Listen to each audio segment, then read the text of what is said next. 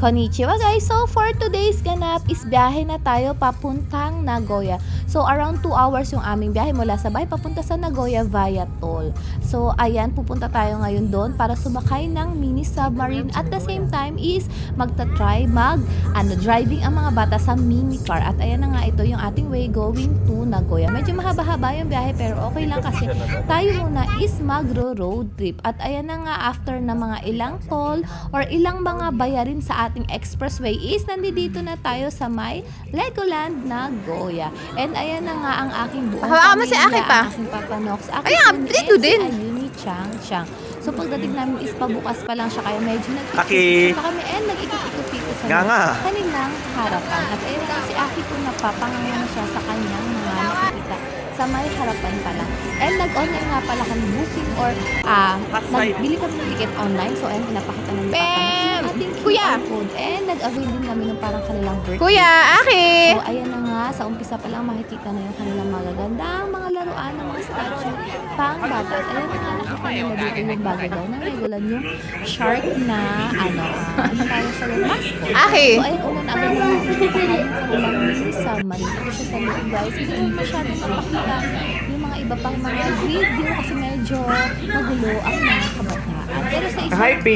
sa kanya sa isang submarine doon kami na Hi, Kuya! nakakasama. So, curious ang ating kabayan. So, enjoy mga bata. Kasi sa baba, makikita mo talaga yung mga totoong mga fish, may mga shark pa nga at kung ano pang mga sea creatures.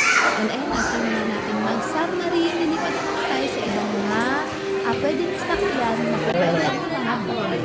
And ito na nga, pagkalabas namin dito sa may submarine na sakayan, meron agad sila dito bilihan ng mga souvenir. At syempre, hindi mapapalang 4,800.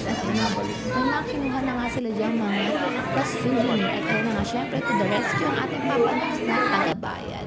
So, ayan, after naman natin dito, ayan yung sinasabi ko sa inyo na mag-drive sila ng mini car. And ayan nga si Ayumi Chang kasi kung sinasakyan niya is hanggang 3 years old lang. So, separate naman si Aki Kun ng sasakyan dahil mas malaki na siya. So, ayun, bilid din natin si Ayumi Chang na nagda-drive kasama ang mga bagets din, ang mga maliliit. Kasi, okay, they helping. At ayun na nga, after natin mag-mini driving, May donuts kain pa ng nga, mga tayo dahil gutom na daw ang mga bata. Marami din sila dito iba't ibang klase ng pagkain katulad nitong nakita namin, sandwiches, and meron din mga ramen at meron din mga desserts. So ayan, itadakimasu.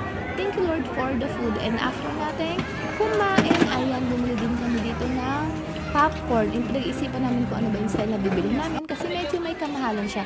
Pero naisip namin ni Papa Nox is for remembrance na yun or for souvenir kasi magagamit naman itong lagay ng popcorn kahit saan. For example, mag-movie or kahit saan ka pwedeng pumunta na pwede mong lagyan ng It's a boat! popcorn. So ayun na nga, parang mas natuwa pa ang nanay.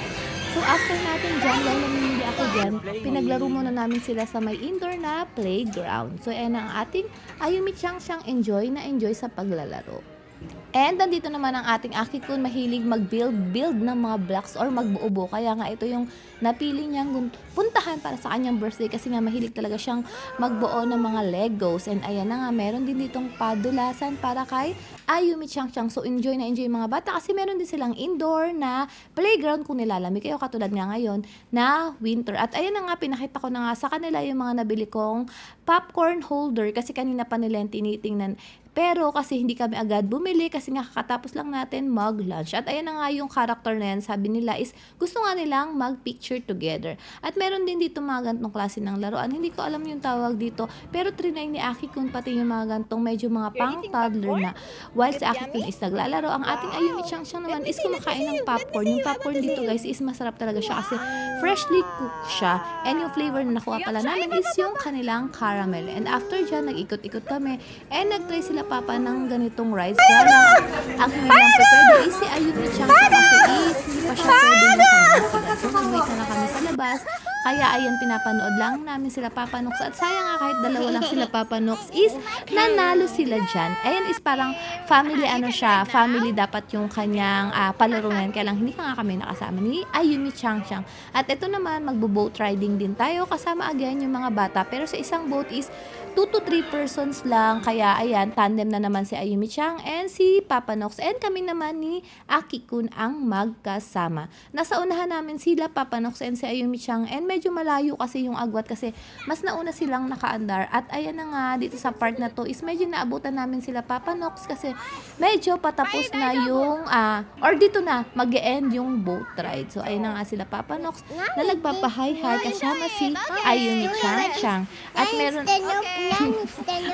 at meron nga din dito silang mga binubuong na laruan na pwede mo ipadulas dito sa kanilang parang mini swimming pool para sa mga laruan. At ayan na nga, trinay na nga ng ating mga bagets. At kung gusto nyo namang makita ang iba't ibang tourist spot ng Japan, ng napakabilis, may makikita naman kayo ditong miniature ng iba't ibang mga tourist spot nga dito sa Japan.